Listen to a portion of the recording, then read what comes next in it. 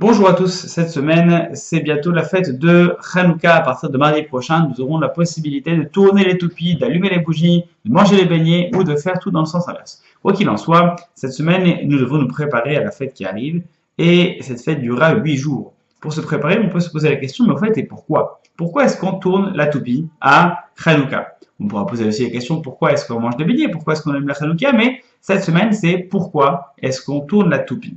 Il y a plusieurs raisons à la toupie. On peut juste remarquer en préambule que le jeu de la toupie, c'est quelque chose qui a traversé l'espace. C'est-à-dire que on jouait de la toupie dans les pays de l'Est, on jouait de la toupie en Israël, on jouait de la toupie un peu partout dans le monde.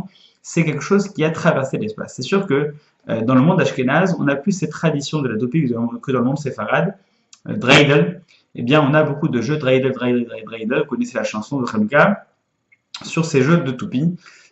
Qui consiste en fait à miser des sous sur la face sur laquelle la toupie tombera lorsqu'on la fera tourner. Il y a 4 phases dans lesquelles il est écrit Net Gadol Haya Hasham, un grand miracle a eu lieu là-bas, en parlant de la terre d'Israël, ou alors en Israël, Net Gadol Haya Po, un grand miracle a eu lieu ici, toujours en parlant de la terre d'Israël.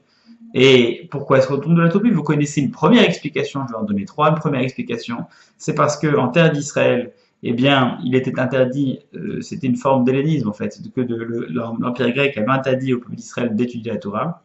Alors, on raconte que les maîtres s'asseyaient avec les enfants pour étudier, et puis lorsqu'il y avait des gens qui venaient vérifier ce qu'ils faisaient, puisqu'il était interdit d'étudier la Torah, eh bien, ils jouaient à la toupie pour montrer non, on est en train d'organiser des jeux de toupie. C'est comme lorsqu'on organisait, aujourd'hui, on organiserait les tournois de Beyblade, pour ceux qui connaissent le dessin animé. Donc c'était des jeux pour enfants. Donc il n'y avait pas de problématique à organiser des jeux, des loisirs pour enfants. Ça n'avait pas de problème au niveau de l'Empire grec. Donc c'était le prétexte qu'on prenait pour pouvoir enseigner et transmettre. Donc par le biais du jeu de la toupie. Ensuite on a conservé cette tradition pour rappeler cette période sombre de laquelle nous nous sommes extraits. Deuxième explication, eh bien c'est parce que la toupie, c'est quelque chose qui se prend par le haut, on prend la toupie par le haut et on la fait tourner. Alors que la crécelle, eh bien, à Purim, on la prend par le bas et on la fait tourner. Pourquoi est-ce que je compare les deux? C'est parce que, en réalité, ces deux jeux correspondent à deux miracles différents, qui correspondent à deux attitudes différentes. Hanouka et Purim. À Purim, le peuple tout entier a prié pour être sauvé d'Aman qui avait décidé de les exterminer. Et donc, c'est ce qu'on appelle un It'aruta Dil Tata, c'est-à-dire un réveil venu d'en bas. Lorsque tout le peuple d'Israël se réunit pour prier, pour être sauvé, ça s'appelle un réveil d'en bas. Alors que à Hanouka, c'est un peu différent. L'hellénisme était une doctrine qui n'était pas si moche. Les Grecs avaient une culture qui était proche de celle des Juifs, et donc les Juifs de l'époque, les Béné Israël, étaient tentés de rejoindre donc cette culture-là, et donc lorsque la révolte a commencé, eh bien pas tout le monde n'a rejoint cette révolte, en fait, en réalité que très peu de personnes ont rejoint cette révolte. Et donc, ce qui a fait que les miracles ont pu avoir lieu, c'est plutôt du fait d'un It'aruta d'Il-Aila, c'est-à-dire un réveil venu d'en haut. On a pris ces quelques poignées de personnes qui avaient voulu se révolter, on leur a donné la force de pouvoir embraser l'étincelle pour faire en sorte que les autres le suivent. Mais en réalité, c'était plus un éveil venu d'en haut. Donc, la toupie, on la prend par le haut, c'est le haut qui a fait que le miracle s'est produit, alors que le Purim, c'est le bas qui a fait que le miracle s'est produit. C'est pour ça que à la crécelle, on la tourne par le bas, la toupie, on la tourne par le haut. Joli, non?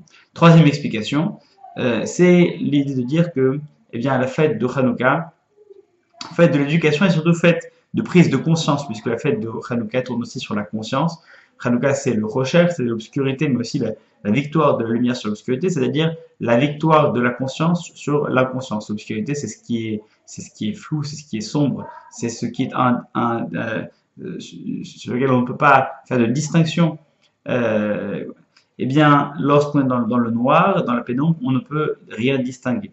Alors que lorsqu'on est dans la lumière, tout est plus facilement séparé du reste. On arrive plus facilement à distinguer les choses. C'est le principe même du discernement. Donc la fête de Hanouka, quelque part, la fête de la lumière, c'est la fête également du discernement. Lorsque la toupie tourne, eh bien, lorsqu'on tourne la toupie, vous remarquerez que les 4 faces qui existent sur la toupie disparaissent. il n'y a plus aucune des quatre faces qui apparaît, on ne voit plus rien. L'œil n'est plus capable de distinguer chacune de ces quatre faces. Et donc, eh bien, on se trouve dans cette situation de la pénombre, où auquel on ne peut plus rien distinguer. Tout est mélangé, tout ce qui existe se mélange. On n'a plus le loisir, la possibilité de pouvoir les séparer, les distinguer. Eh bien, la fête de Hanouka, c'est une fête dans laquelle on nous rappelle que dans la tourmente de la vie, c'est-à-dire dans la précipitation de la vie, où tout est en train de tourner en permanence, on est sollicité des quatre coins du monde, eh bien, qu'on a aussi le devoir de nous éveiller à quelque chose d'autre. C'est-à-dire de prendre conscience qu'à un moment donné, la toupie ne tourne pas, c'est nous qui décidons de la faire tourner. Ensuite, on est pris dans ce tourbillon, mais tôt ou tard, la toupie s'arrêtera. Et la vie d'un homme, c'est ça aussi. Au début, il arrive, il est calme, et ensuite, il entre dans la vie, il tourne, mais quoi qu'il arrive, tôt ou tard, la toupie s'arrêtera.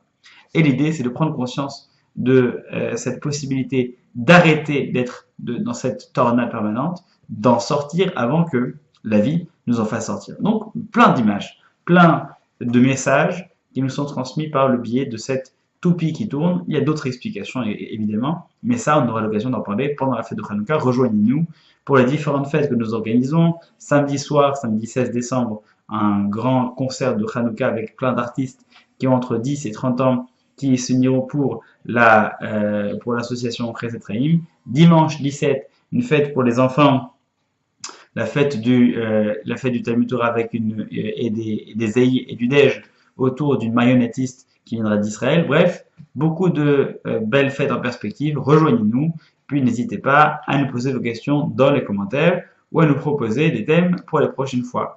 À très bientôt, Shabbat Shalom et bonne fête de Hanouka.